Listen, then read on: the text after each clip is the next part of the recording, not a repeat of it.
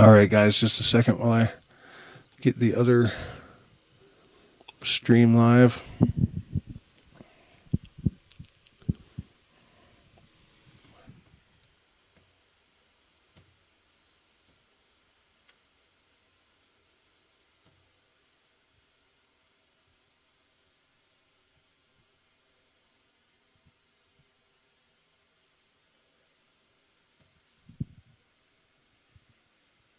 The hell. Looks like I have some sort of issue. Try again. Okay, looks like we're good. So what's going on, guys? It is a very sick but also very excited Illuminostic. Tomorrow we are going to drink Noya Rao, the Tree of Light, with ayahuasca. Noya Rao is a very rare tree. I don't actually know the Latin name. I didn't think to look it up. But it's said that there's only 4 or 5 of them left in the entire Amazon. And for the Shipibo, who are pretty much unanimously accepted to be the number one tribe in terms of knowledge of the plants of the rainforest, it is the pinnacle of master teachers. So we are extremely excited, especially considering that the shaman that we're going to drink with is the son of Wana Mahua. The Mahua are the, I guess, the top of the hierarchy, the most respected and renowned lineage of Shipibo shamans or shamanic families. What else was there to say about this? And they are the originators of the Noya Rao diet. So, huge honor, something I've been waiting years to experience, and especially in this context with the original lineage. And you guys know that my life kind of revolves around, my spiritual life revolves around this light mystery. And this is the Tree of Enlightenment. It's also called the Camino de la Verdad, the Path of Truth. And it is, the legend has it that people will sometimes attain to Buddha level enlightenment spontaneously after drinking this tree. It has bioluminescent leaves. Lucky enough to have seen one once on ayahuasca. I went out to the jungle, middle of the night, to use the bathroom, and there were bioluminescent leaves all over the ground and this giant, magnificent Noya Rao in front of me. So, I will report back about that experience in a few days.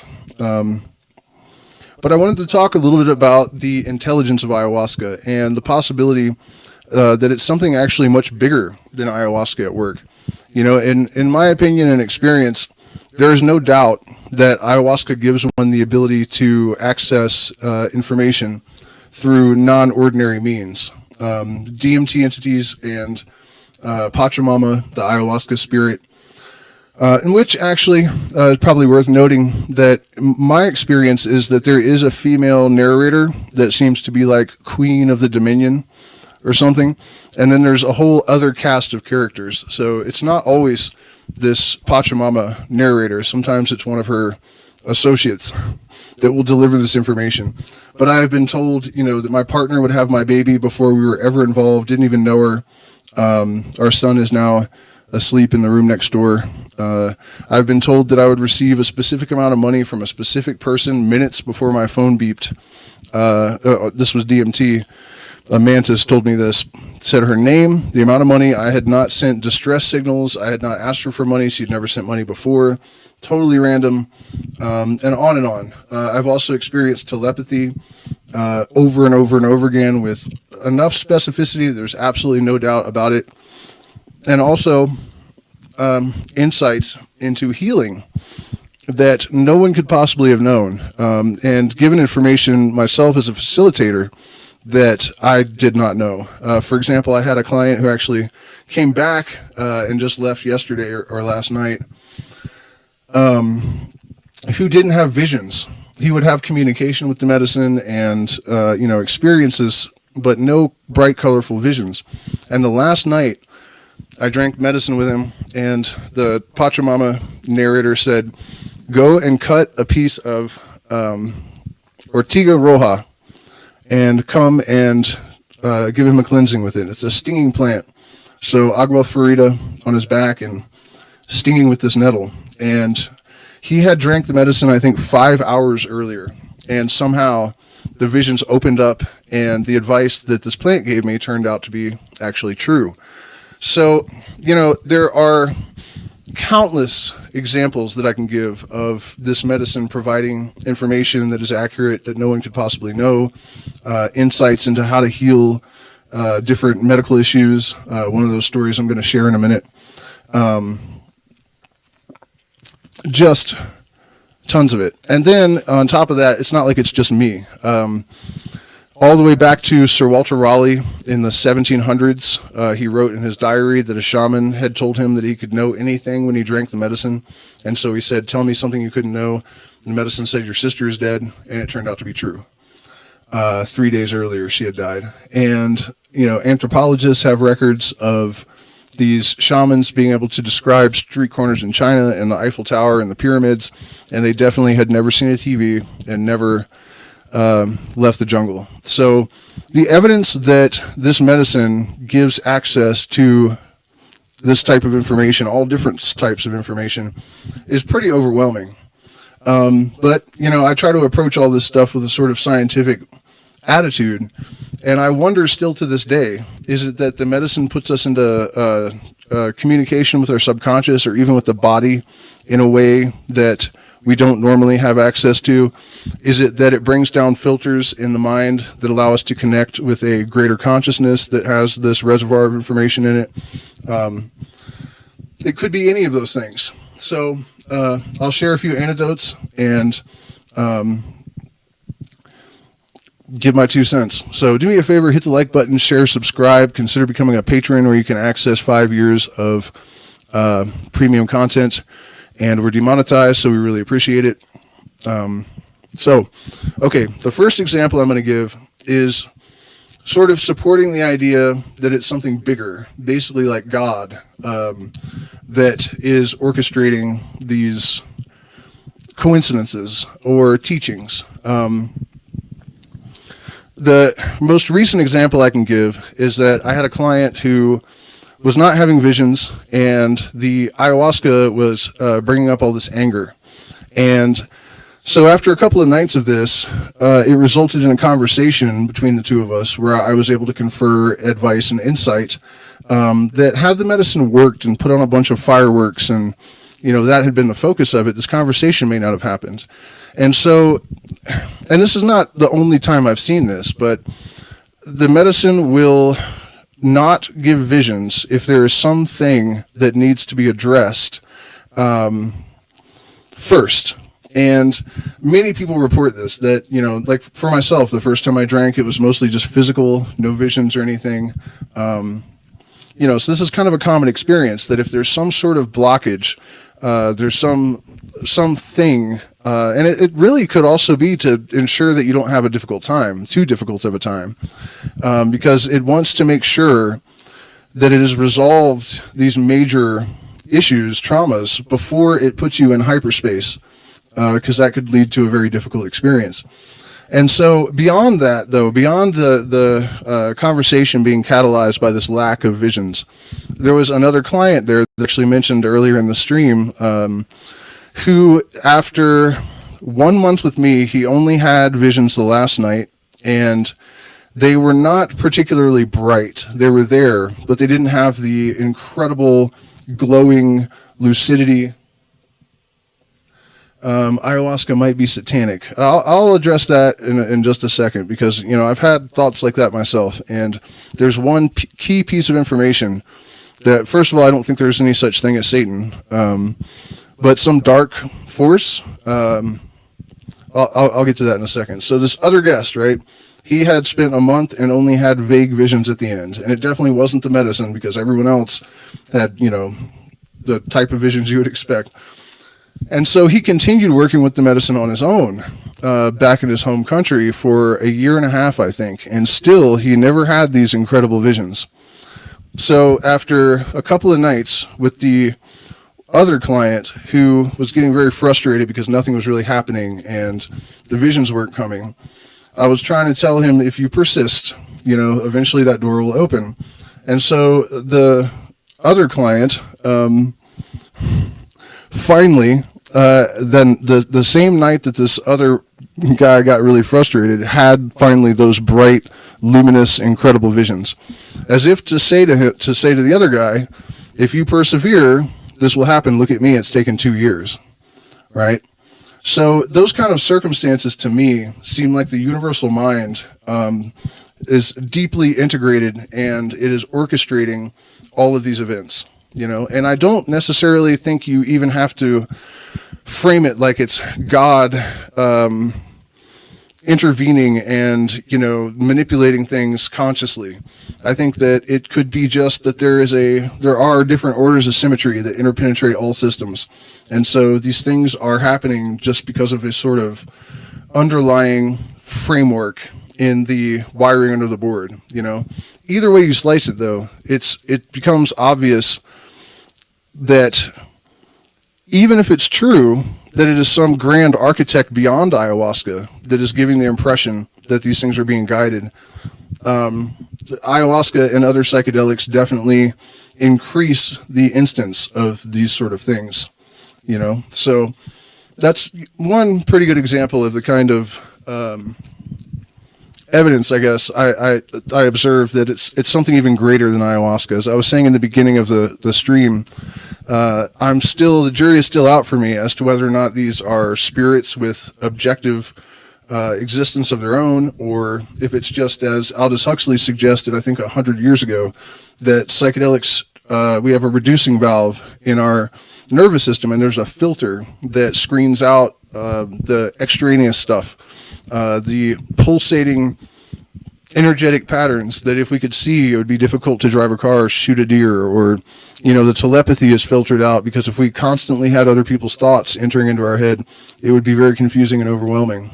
So that possibility is quite strong in my mind.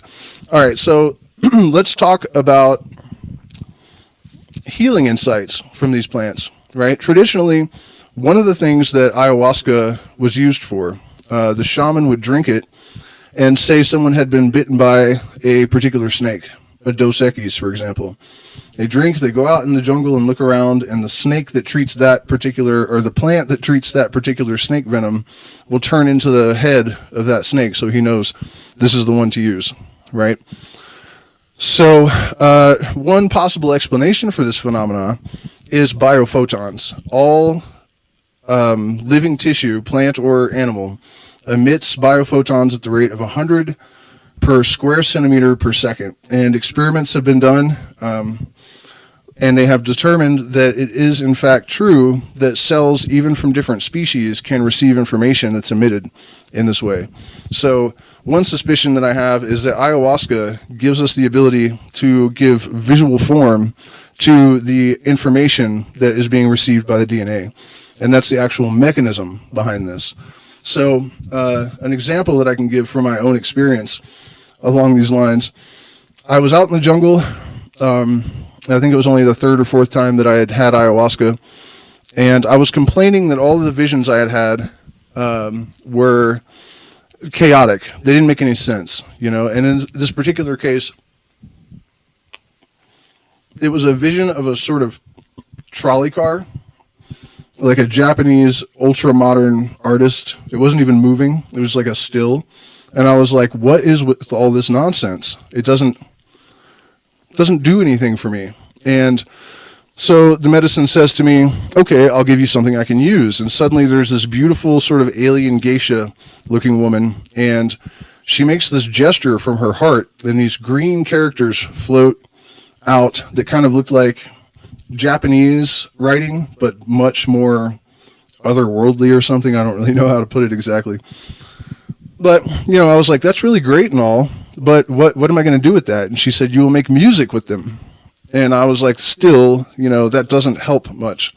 So in response to that, there's this giant, almost armored, like he had black armor, kind of walked out, and he starts doing this dance. And every time he would put a little extra jig in it, the locusts in the jungle would lose their minds, like a cheering crowd. And so again, I'm like, that's cool and all, but what is this locust god? I mean, this is a neat trick. And she said, okay, here's something you can definitely use. And suddenly I could see into my gut, and there was a swarm of like millions of these like yellow bugs, just all, obviously up to no good. And I was like, parasites? And she said, yeah, it's so bad it could actually kill you. Remember when you got lost in California? And it's true that a year before, or less maybe, I had been out picking black trumpet mushrooms in the coastal hills of California, and I went around to the backside of the bushes without noticing, and I went down the wrong side of the hill, and I was lost out there for 3 nights and 4 days, and it turned out to be really dumb because the highway was just right. But I was drinking out of, leaves that I found on the ground, and at one point a stream, I figured it was running really fast, so no problem. But apparently that wasn't true. And she said, I can flush them out, but I cannot kill the eggs. You have to go into the jungle and get this plant and eat it, and then it will kill them. And my response was, I am not going to listen to some voice in my head on ayahuasca at 2 a.m. and go out into the rainforest and just eat some plant.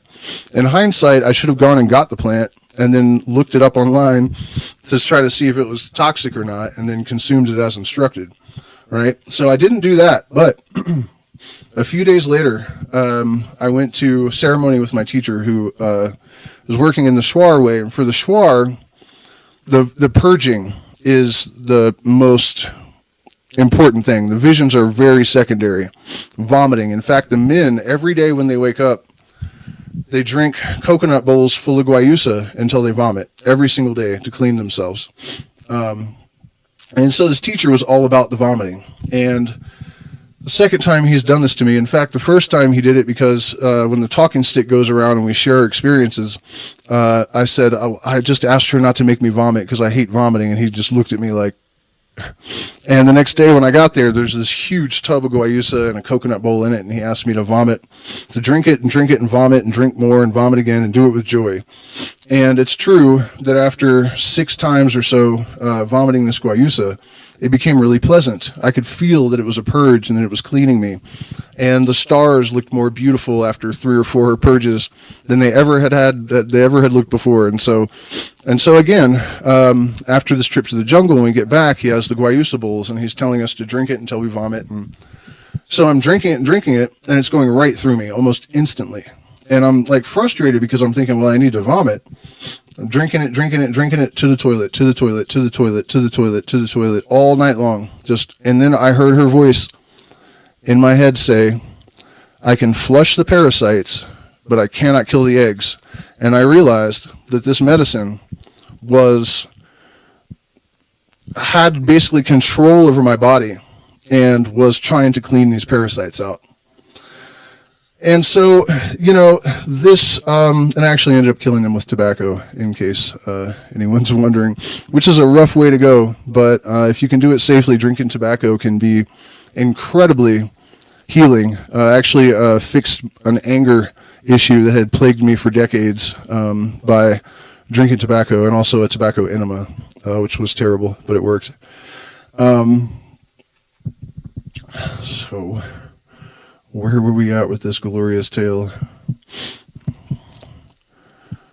Purging. Oh, by the way, this is also an AMA, so if anyone has any questions, I am totally open to answering them. Okay, let's just go on to this ayahuasca might be satanic statement in the chat there. I have had, I've been leery, I guess, of these DMT entities and plant spirits, and I think anyone should be, because the reality is we don't really know what we're dealing with. No one does. If you look at the fact that all of the different ayahuasca drinking tribes have different names for different spirits, and there's no consensus about what it is. In fact, many shaman will tell you that they're not really sure what they're dealing with, indigenous shaman.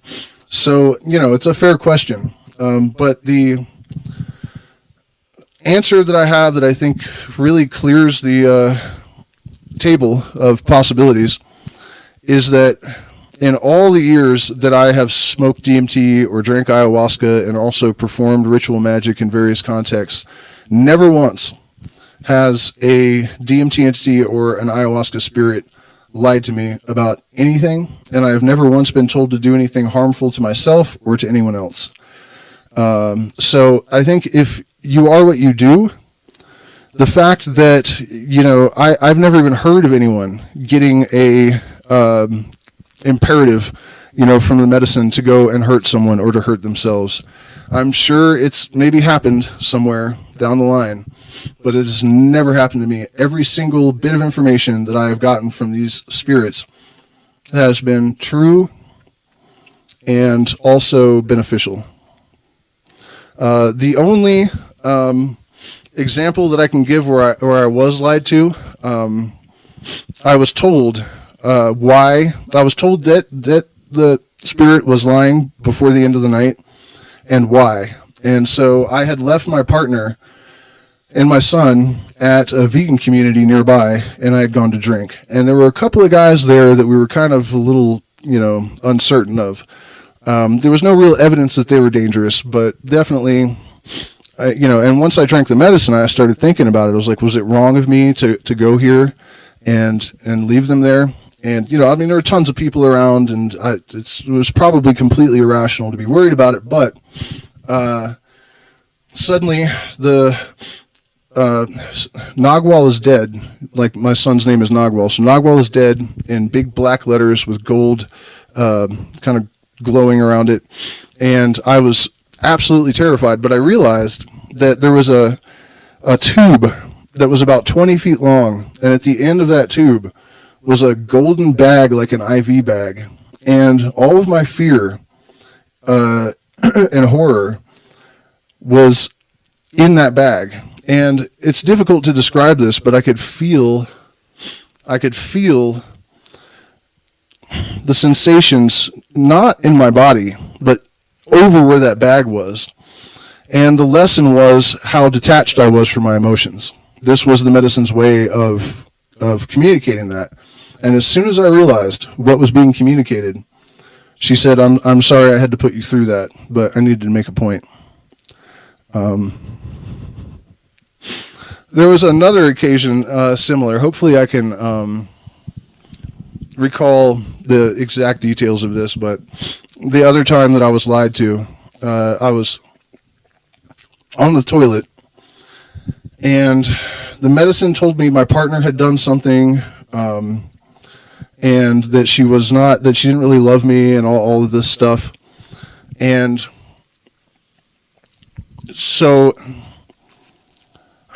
there was some kind of dialogue that ensued, and once the point had been made, this robot, kind of like the Jetsons robot, came rolling over, and it had a tray of presents. And I was so furious that I refused to open the presents and take them.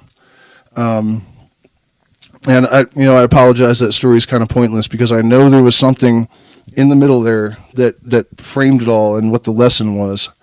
It had something to do with not trusting women because of my mother. But yeah, aside from those two occasions, and in both occasions, I was told that these things weren't true. So I really have a hard time accepting that ayahuasca is evil and that it's all a trick. Many people cite the fact that it doesn't always help people, that sometimes it does the opposite. It causes ego inflation, sometimes to insane degrees.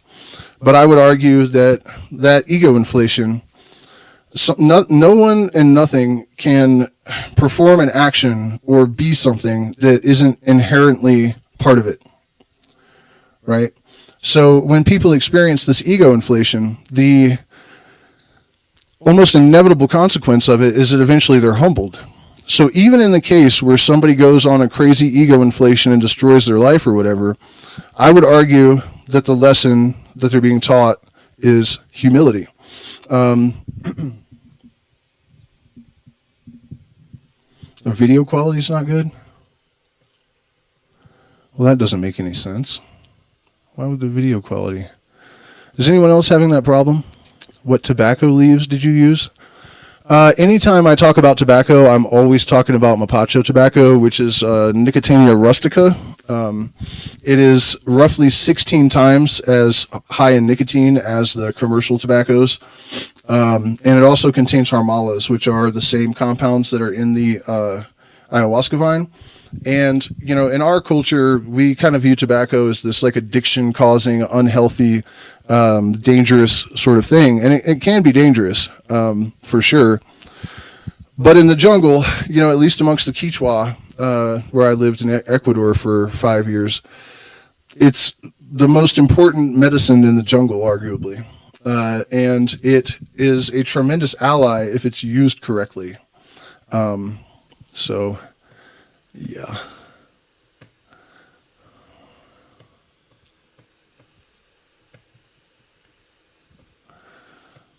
I had just recalled another example of something higher even than ayahuasca sort of contributing to these lessons, and hopefully I can recall. Like I mentioned earlier, guys, I'm really sick, so I'm not firing on all cylinders, unfortunately. Again, if you guys have AMA questions, I am all ears. Do I prefer freebase NN-DMT? No, I definitely do not. NN-DMT is useful and interesting because it is much easier to catapult yourself into the realm where these DMT entities seem to exist. There are layers to the DMT experience and the ayahuasca experience. There is sort of a waiting room, people call it, where there's just orange and red pulsating blobs. And then a little bit further than that, there are the jesters. And a little bit beyond that is where it really opens up into this realm of entities and that sort of level of weirdness. So I would recommend to anyone to have that experience because it's definitely different. But at the same time, being catapulted into hyperspace and interacting with these beings, and then you're just back in 5 minutes. It can be difficult to retain any useful information. Sometimes it's just you're too awestruck to process it. So with ayahuasca or even changa, it turns it into a navigable space where there's also the narrator, the Pachamama presence, that is less likely to that's not there with freebase ayahuasca. So when people drink the medicine and don't see visions, you've noticed they have to overcome something to see them. What has been on average the common obstacle? There doesn't really seem to be a common obstacle. When that happens, it's usually because there's some sort of block. It can even be because gingers supposedly have a different type of metabolic salt that isn't destroyed by the MAOIs and the harmalas. So they have a harder time to have those visions. But the impediment usually is some sort of trauma or anger issue or something that could potentially cause a problem if people were to go too far into the medicine space without having resolved it first.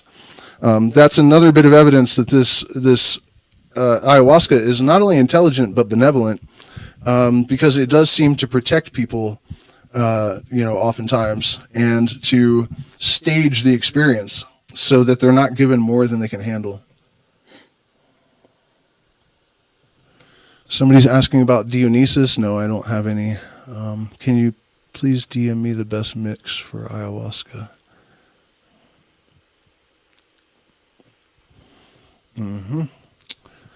So, let's see here. I'm trying to recall another instance. I thought about all this before I hopped on, but like I said, I've been very, very sick, so I'm kind of dumb at the moment. God, I had come up with a really great one. Well, let's talk also about how the ayahuasca seems to confer a different level of intelligence and receptivity and intuitive capacity to people that drink it often. This is a really extraordinary thing that happens, with anyone that drinks it often, in my experience. I've told you guys, excuse me, I gotta blow my nose.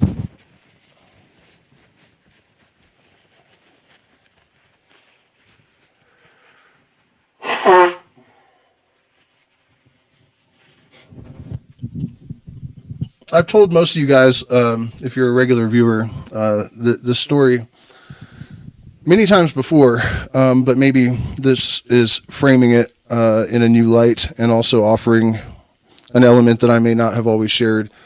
And that is this. The person that I ended up learning from for years, even if you didn't drink ayahuasca yet, he still would know what you were thinking all the time. On the first occasion, I was sitting by him on the bus on the way to the jungle. Hey now. And I had just met my partner, but I didn't even know her name. I just thought of her as the German girl. So I'm sitting there on the bus, and I think it was the day before, maybe 2 days before, I had gone into a coffee shop, and I saw my partner for the first time. And this was the day after an ayahuasca experience. And this intuition definitely sticks with you for days or weeks afterwards, especially if you maintain a clean diet afterwards and consciously work to maintain your receptivity. And so I saw her, and the medicine said she will have your babies. And I was like, yeah, right. That does not make any sense. And I blew it off. But then I'm on the bus. The shaman sits next to me, and I'm thinking about this voice saying she will have your babies. And the second I had that thought, he looked at me and he goes, the first time I saw my partner, I thought she will have my babies. And so that was, that was uncanny. You know, there's no reason. Like, why would he just say that all of a sudden? You know, there's nothing had been said about this at all.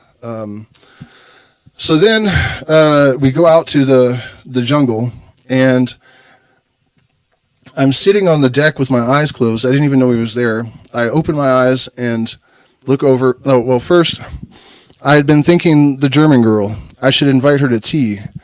And I opened my eyes and looked beside me, and the shaman's sitting there, and he goes, the German girl, invite her to tea, but by the river. And, you know, and then another occasion, I think the next night, I was seeing through my forehead. The pineal gland had been activated, and it does indeed have rods and cones, and is connected to the neovisual cortex. So I'm seeing through my forehead, and I go downstairs the next morning, and he says, sometimes you can see through your forehead when you drink the medicine. First thing out of his mouth. So, you know, actually, that same day, and this is another one of those indications that there's something universal that is having input in these situations. We had gone to the waterfall because they're very sacred to the Shuar. One of my teachers, if you talk to him, he's Shuar. It's just cascadas. That's all somehow the conversation drifts to waterfalls constantly. You know, it's such a massive focal point for them. So we had gone to this waterfall to invite these waterfall spirits to come to the ceremony that night, and it did appear that happened, which was remarkable, but also a tale for another time. And he gave out Mapacho cigars to everybody but me. And I thought, what the hell, you know, why did he skip me? And I honestly thought it was some sort of favoritism because I was the only person that wasn't Czech, and he was Czech. So, so we get back to the compound. It wasn't really a retreat center. It's just kind of a house with no walls. You know, just a very simple structure out in the jungle. And my mom had just committed suicide, and the last time that I interacted with her, it went really, really badly. Terrible fight. So I have this experience where my mom descends out of the stars, and she's got blue flames in her eyes, and all of the spirit beings turn to demons, and, you know, really rough. And I went out to the jungle to kind of collect myself, and I turn around, and there's a Mapacho cigar right in front of my face when I really needed it later. It's as if he knew something when we were at the waterfall, and something told him, give this to him later, he's going to need it. So that wasn't actually the main point of this story, though. Before my mom committed suicide, I had been with this shaman drinking, and he told me, when you get home, go directly to the yurt. Do not interact with your mother, and go to the yurt and burn some incense, and say all the things that you need to say to her to the smoke. So I got home, and it wasn't late enough. Somehow my mother and my stepfather had taken LSD, and so they were awake and wanting to interact. We're tripping, and you just got back from the jungle drinking ayahuasca, and so it had stirred up all this stuff from my childhood. My mother was very abusive and deeply mentally ill, and it had done a tremendous amount of damage, and I was just freshly aware of all that, really, for the first time in my life, like really, clear understanding. And so one thing led to another, and we ended up having this terrible argument, and I left the next day, and then she committed suicide. So the fact that this shaman apparently anticipated that I needed to avoid my mom when I got home, and that all the things he told me to say to the smoke, I ended up saying to her instead. It's extremely difficult to write off this sort of phenomena, especially after so many instances experiencing this kind of thing. And as a side note, a lot of people criticize psychedelics, saying that the knowledge that you receive, the insights and the information are not retained. If that's true, it's the fault of the individual. And I would point to mountains and mountains of evidence from Princeton and Johns Hopkins University, mostly regarding psilocybin, that they checked in with their clinical subjects 5 years after their psilocybin experience, and they had, to a very large degree, retained the memory improvements that were measured afterwards, the psychological and emotional improvements. All of it had been largely retained 5 years later.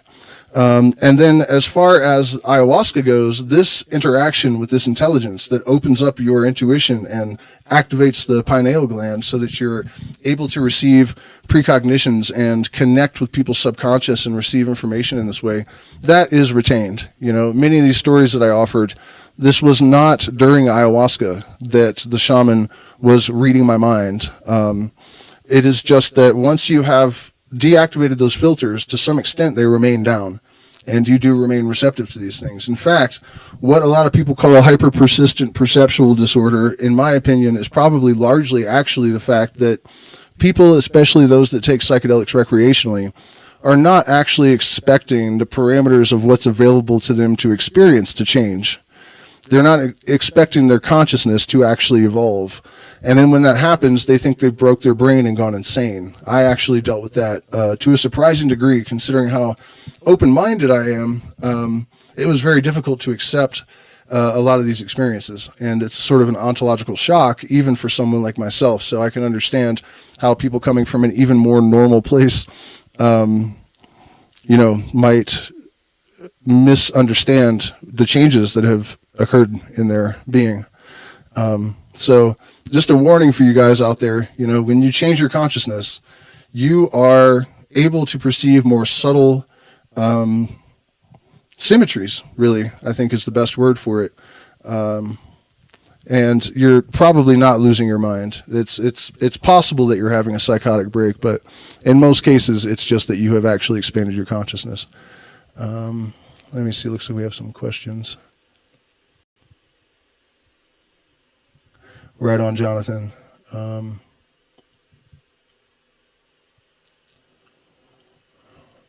Can you talk about how to use ayahuasca to heal trauma? Do you need to combine meditation techniques with the medicine? Yeah, that's a really important question. We talk a lot about integration in the plant medicine world, but I think the focus being on integration rather than preparation has to do with profit motive. People don't want to tell their clients, learn self-psychoanalysis, learn the basics of, just skim. It doesn't have to be a deep scholarly project, but at least have some basic understanding of how these things work. And certainly meditation techniques. You know, the lesser banishing ritual of the pentagram, I think, is an incredible ritual magic tool, even for someone that doesn't believe in magic. It's just an incredible tool for organizing your being every day and allowing your truest and highest expression of yourself to coagulate in your being and have a meaningful existence.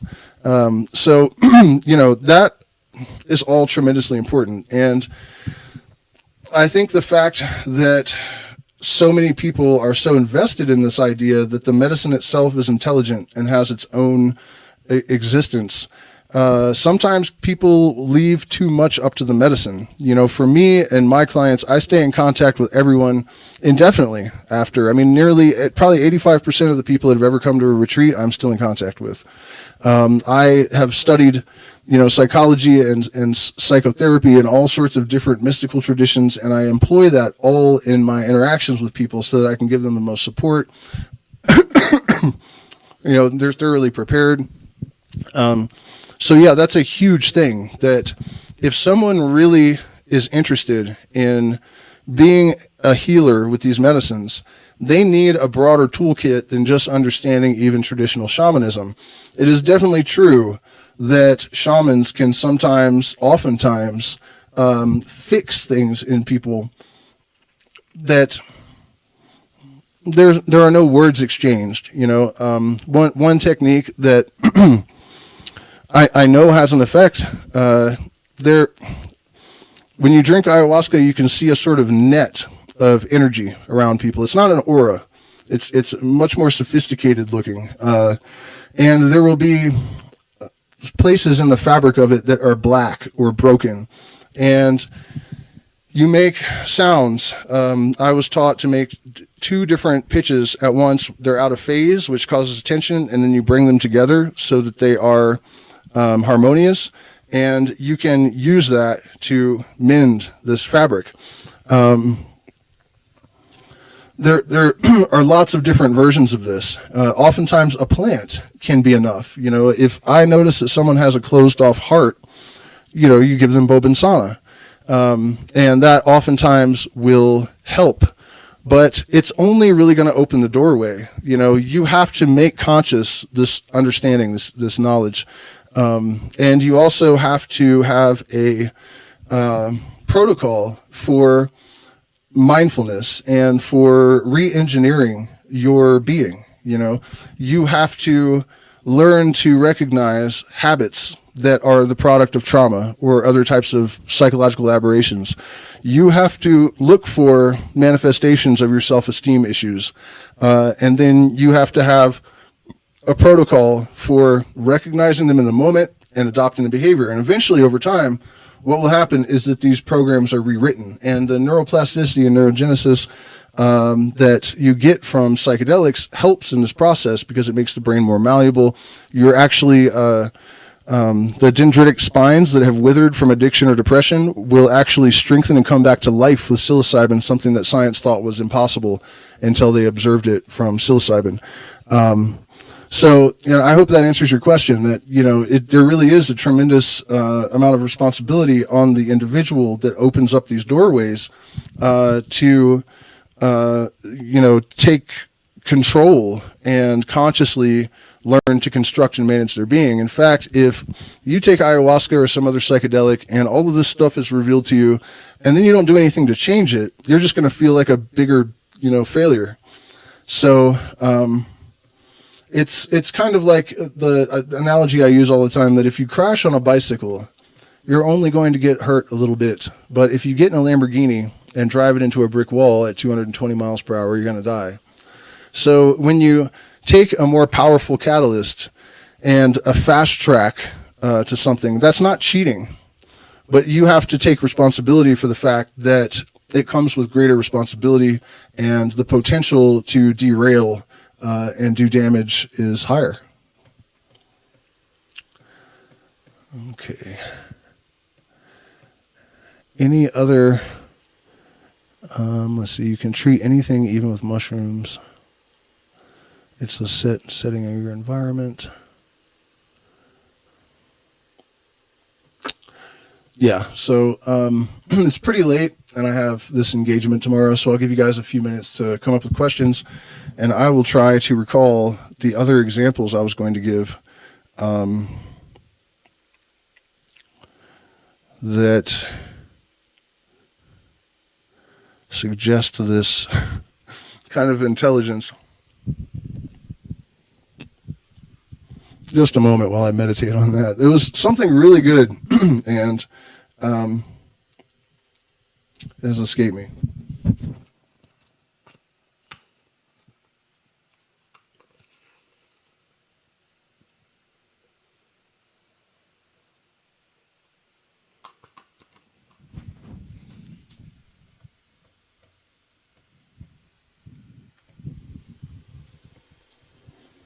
Someone must have a question.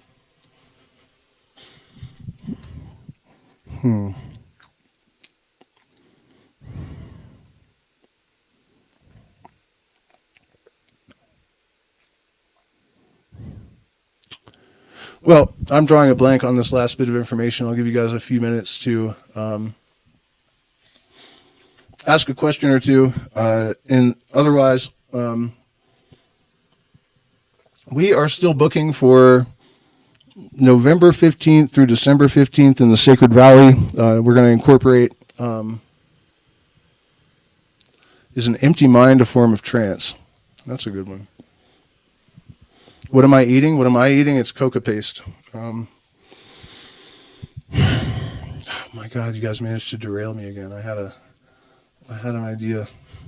All right, I'll just answer that question. Is an empty mind a form of trance? It certainly can be. It certainly can be. One of the most fundamentally important aspects of navigating psychedelic space, navigating life, is to have the ability to conjure up a specific state of mind at will. And in the Western occult, read my mind, what am I eating? That might be a tall order. But,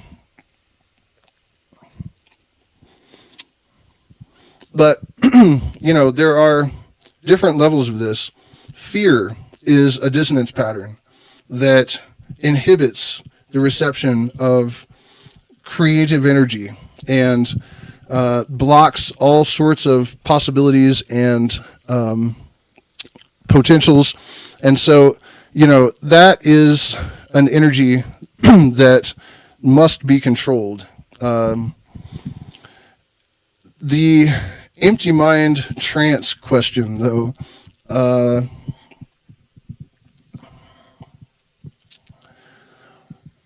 I'm honestly not really sure to answer that, I guess, because I don't know what you mean by empty mind. For 100% certainty, if you practice meditation long enough, you can enter into altered states of consciousness just by meditating and emptying the mind.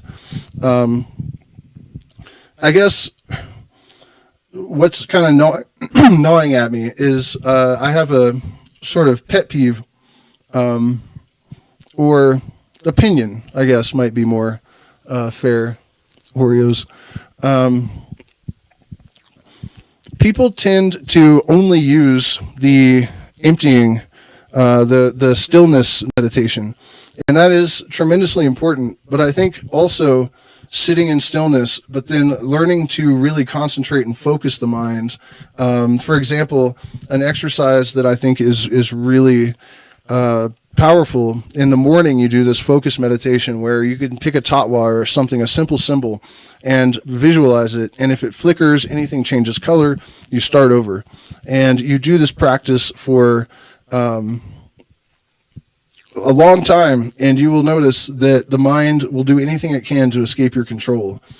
And on the converse side of that, if you pick certain symbols that have meaning to you, you can enter into a trance state that is based upon the allegories and the meaning in the symbol. And so, I feel like that kind of meditation is maybe even more important than the empty mind. I know that wasn't the best answer. So to face your fear is to control your creative energy. Yeah, I'll talk about that for just a second. I just did a stream a little while back called Mastering Fear, I think, if you want to look that up. But no ayahuasca, no psychedelics of any kind were involved. But every night at midnight, and this was in the middle of a period where there was a lot of synchronicity and just general mind expansion, not catalyzed by any kind of substance. And I was compelled to go out in the middle of the night and face a different fear. And one of them in particular, I almost stepped on a rattlesnake. And as my energy stilled, the snake rattle perfectly synchronized and stilled. And my dog had been trying to attack the snake. And as soon as I stilled that energy, the dog stopped. And so, like I said, I just streamed about this. I don't want to go through it all again and bore my regulars. But through this succession of 7 nights, it was shown to me through the most remarkable, marvelous, even miraculous circumstances that if you absolutely have no fear, nothing can harm you. And I tested this to an extent that, might even be foolish, but it was proven to be true in every case. So this is something that I really strongly promote, that, part of any spiritual practice should be a direct confrontation of fear. In fact, in shamanic traditions and in the Elizinian mysteries, part of the initiation was to be put through all of these terrifying ordeals in order to force you to come to the point where you can control those fears. And from a shamanic point of view, or even a New Agey point of view, if it's true that as you expand your consciousness, your ability to influence reality also expands, you have to make sure that you have the right energetic state. Otherwise, rich too soon, wise too late, you will just cause all sorts of chaos and destruction. So, if you're embarking on this path, then yeah, that's something you really need to work on, is the ability to just command your internal environment. You don't want to see yourself as the victim of a confluence of forces. You want to be a force yourself. What's going on, Australia, Michael? Okay, do we have any more?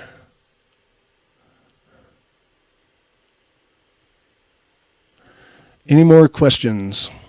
Man, I'm really annoyed that I can't recall this other example that I was going to offer of the universal mind in conjunction with ayahuasca.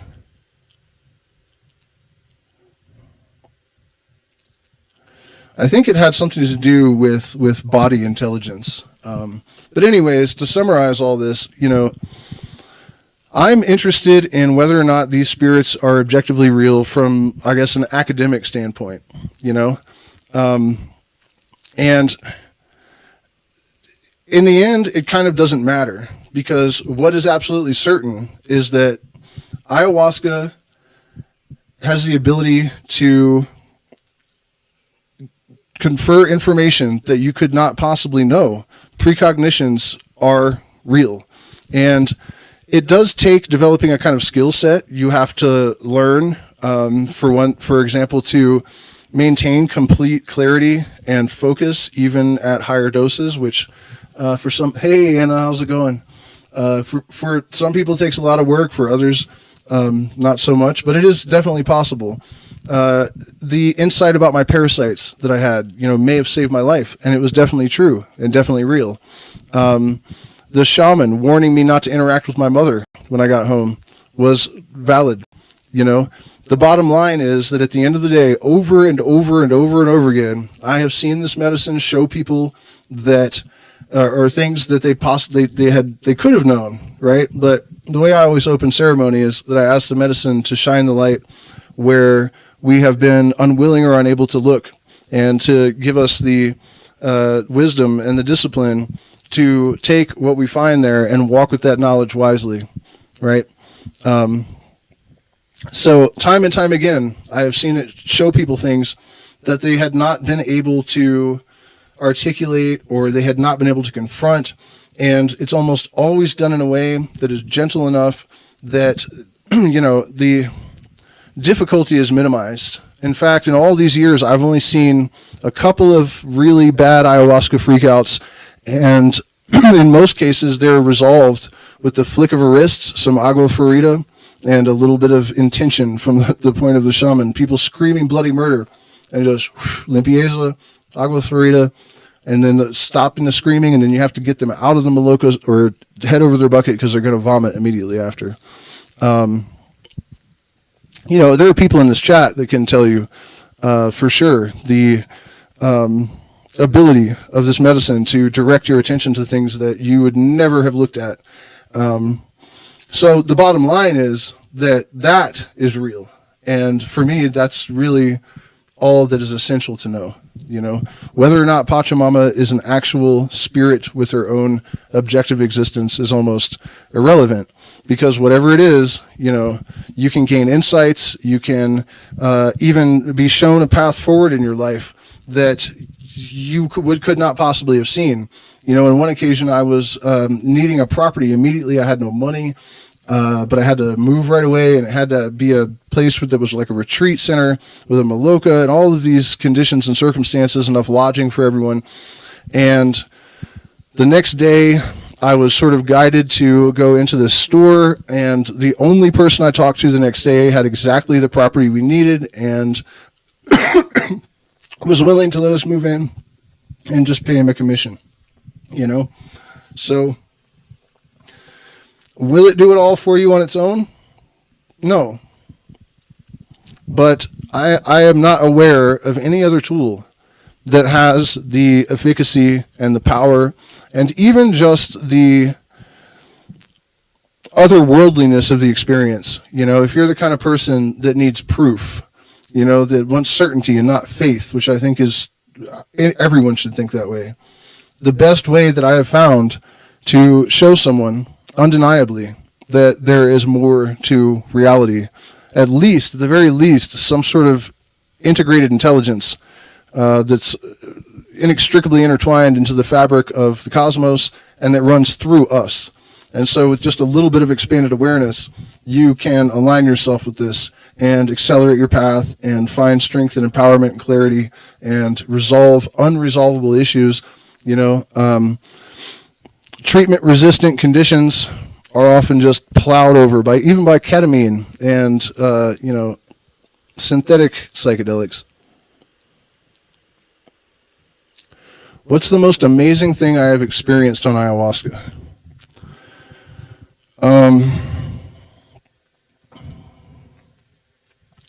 Man, that's a difficult...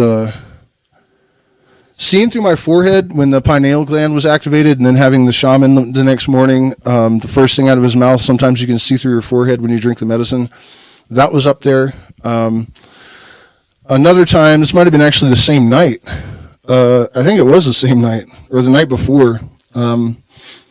I had been fasting for 2 days, and so I had nothing in my stomach. And we had gone through this rigorous ordeal of hiking through muddy jungle in mountains. It was steep and muddy. And so, anything that had been in my body was used up. We were actually drinking minimal water as well. And so at one point, the medicine tells me you need to go out into the jungle. And I did not want to go out into the jungle. So I started to feel sick, and I knew she's trying to force me to, because I couldn't vomit where I was. And then I had to, what felt like it was going to be explosive diarrhea.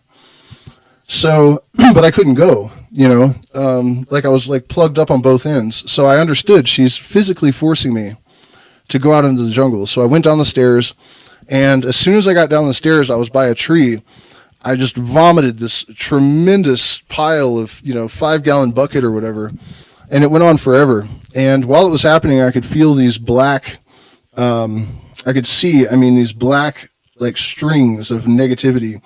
And the memory that was associated with them, I could see pinned into the strip, the string of blackness. like almost microscopic, but I could still see what it was. And and I would hear whatever was being said during this memory kind of in fast forward as the stuff was passing through. And so when it's over, I said, "Where did you get that?" And she said, "The same place I got this, and I vomited twice as much." So that was strange because there was nothing in there, and it wasn't water. I hadn't been drinking water. It was thick and weird. It was not like, it was like ectoplasm from Ghostbusters or something.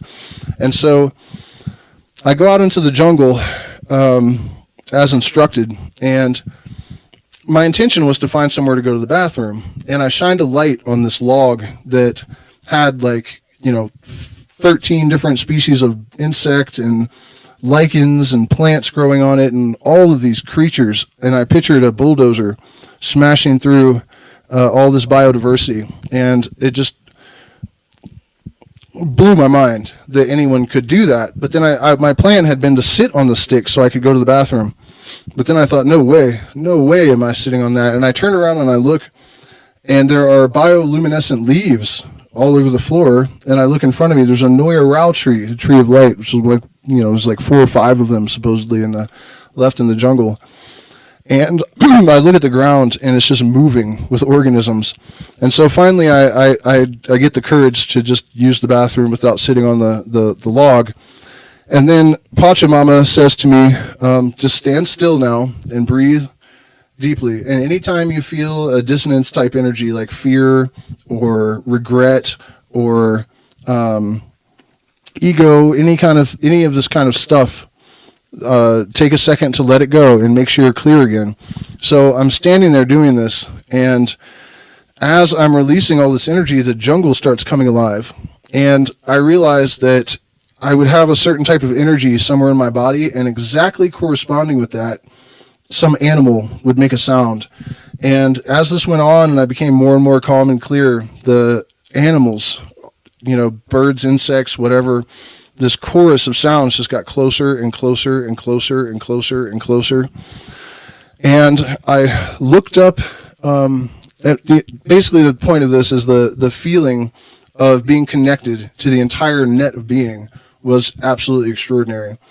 And then it was very misty, and I looked up at the top of the surreal tree, and I just put this together in this moment, that the tree of light and the sun god Inti. But I didn't know the image of Inti until a couple months ago. I finally found out what this face was. And I look up, and there's this spirit kind of spiraling down, turning slowly through the mist. And I realized it was going to land right face to face with me. And the sad part of the story here is that I was like, no, this is too much for me, and I walked away, which is one of the biggest regrets of my life, really, that I didn't wait and see what this interaction with this sun god was going to be like. And I knew that it was like Incan or Aztec or something, but it wasn't until we got to the Sacred Valley and I was in a taxi and we saw a guy with a cape on that had the face on it, and I jumped out of the taxi and I was like, what is that? And he said, it's Inti, the sun god. And that it hit me that being floating down out of the mist was this Inti. But really, the answer more concisely to the